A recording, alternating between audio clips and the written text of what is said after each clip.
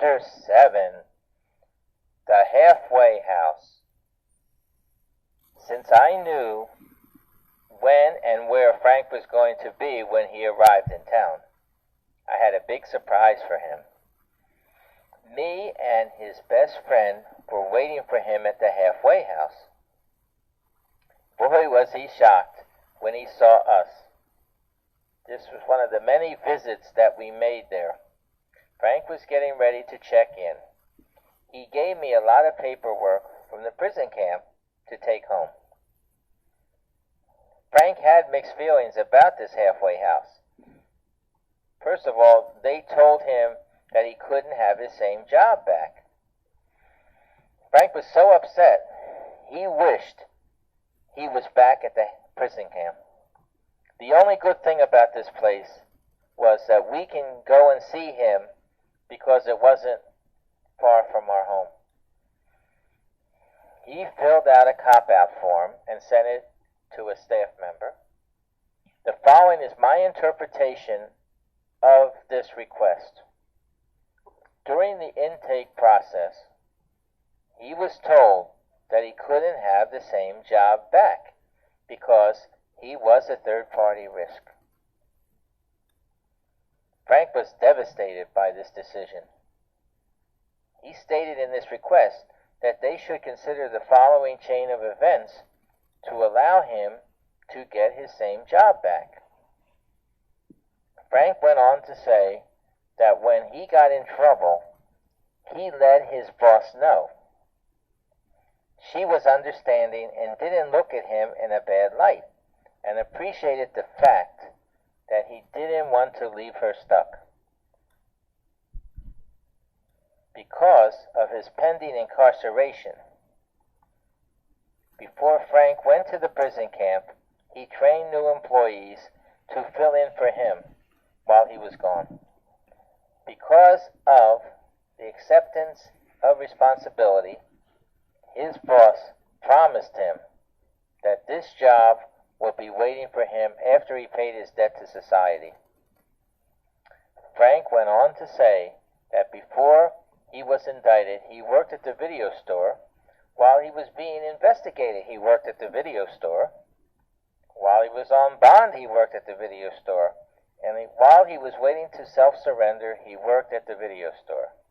And the government didn't say anything about his job then, and now it's a big issue. He submitted this request to the bigwigs at this facility.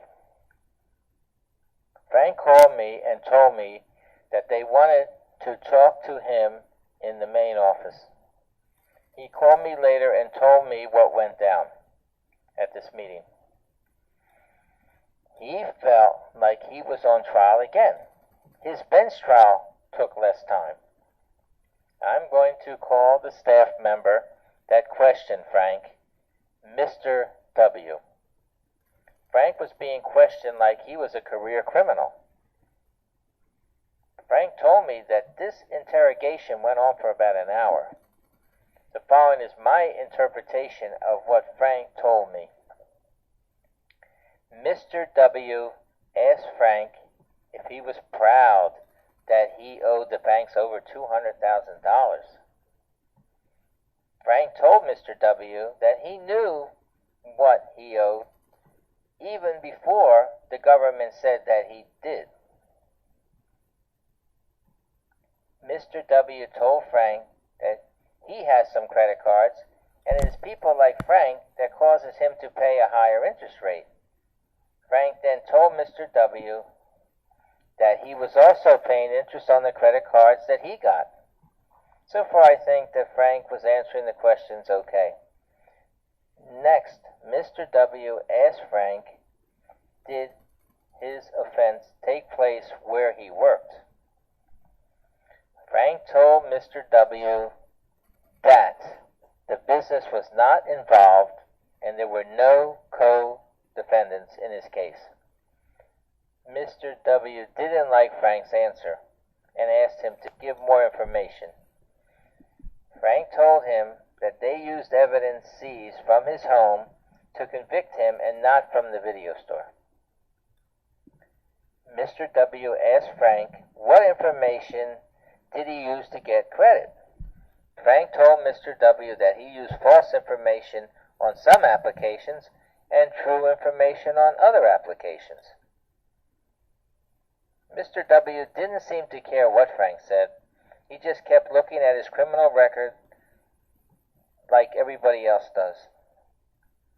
Then Mr. W. started highlighting sections of Frank's indictment where the government mentioned his job as a third-party risk. Mr. W. told Frank that he can't approve his same job because if he did, he would have to approve anybody's job who wanted to have it back. Mr. W. then told Frank that if he still doesn't agree with this decision, he can put a cop-out to the Bureau of Prisons, telling them everything that he told them.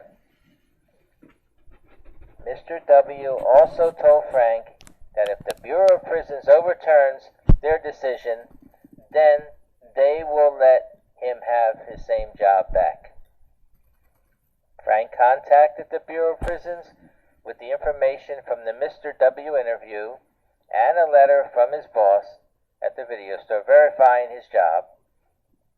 After, a week later, Frank was notified that his request to have his same job back was denied and that they will help him get another job. And they were going to charge him 25% of his pay. Frank started looking for jobs.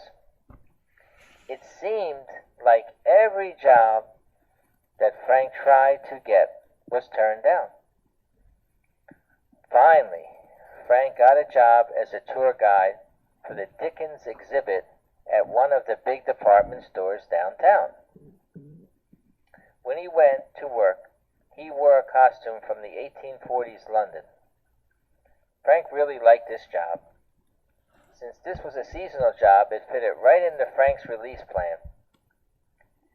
Once Frank got this job, his time at the halfway house seemed to go fast.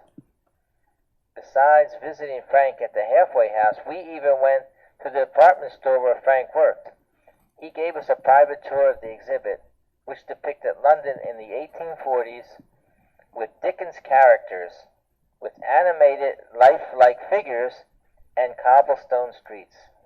We really enjoyed this tour. Frank was very good with the dialogue.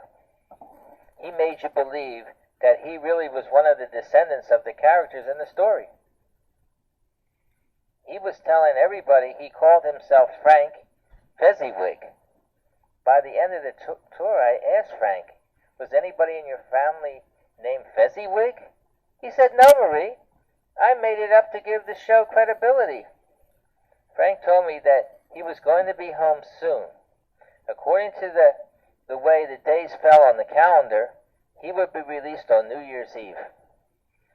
So this day finally arrived, and this is how it went down. Frank got up early at the halfway house, went to the tour guide job, then back to the halfway house to sign out, and then to the video store to work the night shift.